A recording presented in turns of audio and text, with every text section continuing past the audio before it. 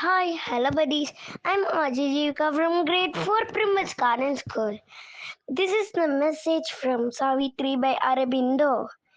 We must fill the immense lacuna we have made. Reread the close, finite, lonely consonant with the open vowels of infinity. A hyphen must connect matter and mind. The narrow isthmus of the ascending soul. We must renew the secret bond in things. Our hearts recall the lost divine idea, which constitutes the perfect word. Unite the Alpha and the Omega in one sound. Then shall the spirit and nature be at one. Thank you. Bye. Hello buddies, now unga RJ Shama, grade 6 from Primbats Garden. Today's Karma Yogi Appa message. Jealousy is the annoyance at seeing a man acquire something by his desert.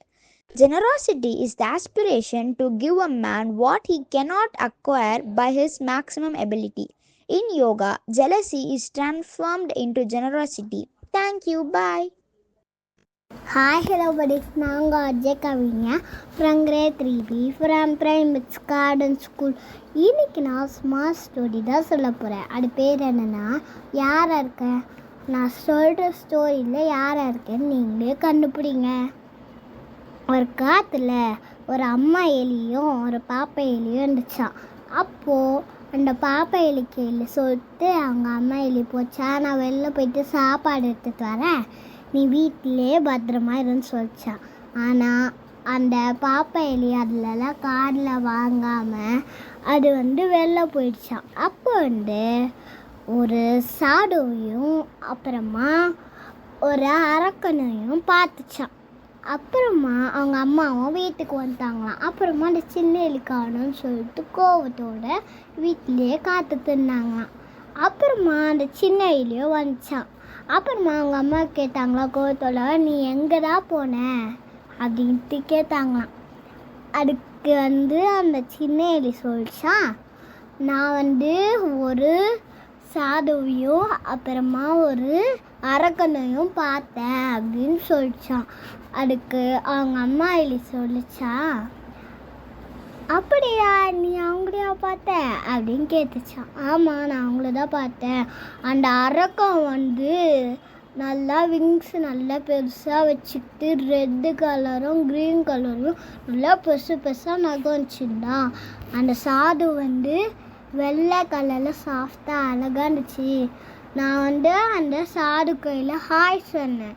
ஆனால் அந்த அரக்கன் கொக்கரக்கோன்னு கத்துனான். அதனால நான் பயந்து ஓடி வந்துட்டேன் அப்படின்னு அந்த சின்ன எலி சொல்லிச்சான். அப்போ தான் அவங்க அம்மா புரிஞ்சுதான் யார் அரக்க யார் சாது அப்படின்ட்டு புரிஞ்சிச்சான். அப்புறமா அவங்க அம்மா எலி சொல்லிச்சா, நீ பார்த்த சாது யாருன்னா பூனை. அது நம்மள மாதிரியான எலிகளெல்லாம் வேட்டையாடி சாப்பிடும்.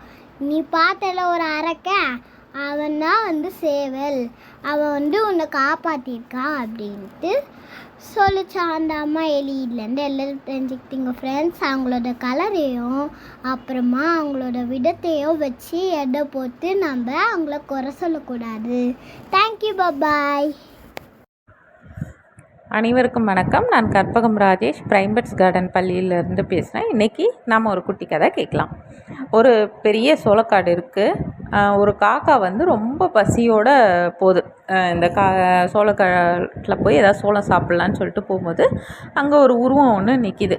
இது அது ஆக்சுவலாக சோளக்காட்டு பொம்மை வச்சுருப்பாங்க இல்லையா, பொம்மை இருக்கும். அதை பார்த்துட்டு இந்த காக்கா ஐயோ யாரோ ஆள் நிற்கிறாங்க இங்கே, இப்போ நம்ம போனால் விரட்டிடுவாங்க அப்படின்னு சொல்லிட்டு சாப்பிடாம அப்படியே ரிட்டன் வந்துடுது. திருப்பி அடுத்த நாளும் பசியில் போகுது. அதே மாதிரி ஆள் அங்கே நிற்கிறாங்க அப்படின்னு சொல்லிட்டு பார்த்துட்டு வந்துடுது. 3 நாள் இதை மாதிரி ஆகுது. அடுத்த நாள் ஒரு நாள் அதுக்கு வேறு எங்கேயுமே சாப்பாடு எதுவுமே கிடைக்கவே இல்லை. ரொம்ப பசி. சரி, இந்த இடத்துல தான் நம்ம வந்து இது எப்படியாவது நம்ம பார்க்கலாம், அந்த ஆள் நம்மளை விரட்டினாலும் பரவாயில்ல, பசி தாங்கலை, அதனால் வந்து நம்ம இங்கே போகலாம் அப்படின்னு சொல்லிட்டு கிட்ட போகுது. அந்த உருவம் வந்து அசைவே இல்லை. ஆக்சுவலாக அது பொம்மை தானே, இந்த காக்கா வந்து அது யாரோ ஆள் நிற்கிறாங்கன்னு நினச்சிருச்சு. உருவம் அசையவே இல்லைன்னொன்னே இது கொஞ்சம் தைரியம் வருது.